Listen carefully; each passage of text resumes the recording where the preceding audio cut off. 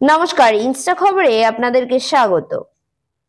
অমরনাথ যাত্রার ফের বিপত্তি। জানা গিয়েছে জম্মু ও কাশ্মীরের গান্দেরবাল জেলার অমরনাথ যাত্রার সময় বালতাল রুটে ভূমিধসে এক মহিলা তীর্থযাত্রীর মৃত্যু হয়েছে এবং এই ঘটনায় তিনজনকে আহতও হয়েছেন। সূত্রের খবর, নিরাপত্তাজনিত উদ্বেগের কারণে কর্তৃপক্ষের তরফে সাময়িকভাবে যাত্রা স্থগিত রাখা হয়েছে। জম্মু ও কাশ্মীরের পবিত্র অমরনাথ গুহার পথে বালতাল রুটে জেড মোড়, তারপর রেল পাথরির কাছে ভয়াবহ ভূমিধসে বেশ কয়েকজন তীর্থযাত্রী ভেসে গিয়েছে বলে খবর।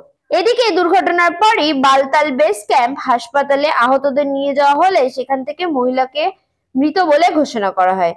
মৃতার নাম সোনা ভাই, তিনি রাজস্থানের বাসিন্দা, দারা রামের স্ত্রী বলে জানা গিয়েছে। অমরনাথ যাত্রার আয়োজনকারী কর্তৃপক্ষ জানিয়েছেন যে আজ জম্মু থেকে পবিত্র গুহার দিকে তীর্থযাত্রীদের কোনো নতুন দল যেতে দেওয়া হবে না।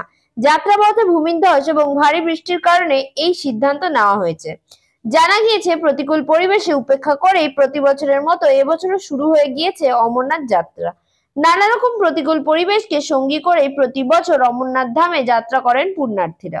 অমরনাথ তীর্থ বোর্ডের সূত্রে জানা গিয়েছে 14 এপ্রিল থেকে শুরু হয়ে গিয়েছে অমরনাথ যাত্রার রেজিস্ট্রেশনের কাজ। অমরনাথ তীর্থ বোর্ডের সূত্রে জানা গিয়েছে আগামী 3রা জুলাই অমরনাথ যাত্রা শুরু হতে পারে, যা চলবে 9 আগস্ট পর্যন্ত।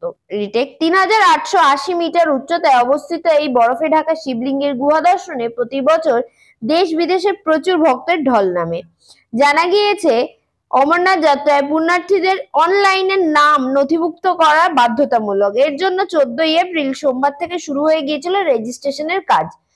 আরো জানা গিয়েছে অমরনাথ যাত্রা পুণ্যার্থীদের অনলাইনে নাম নথিভুক্ত করা বাধ্যতামূলক। অমরনাথ তীর্থ বোর্ড সূত্রে আরো জানা গিয়েছে এবছর অমরনাথ যাত্রার মোট 15,000 পুণ্যার্থীর নাম নথিভুক্ত করা হয়েছে।